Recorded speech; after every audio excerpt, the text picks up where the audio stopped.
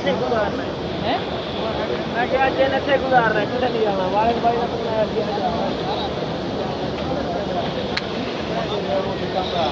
ਆਪਣੇ ਆਪ ਬੱਚਾ ਆ ਰਿਹਾ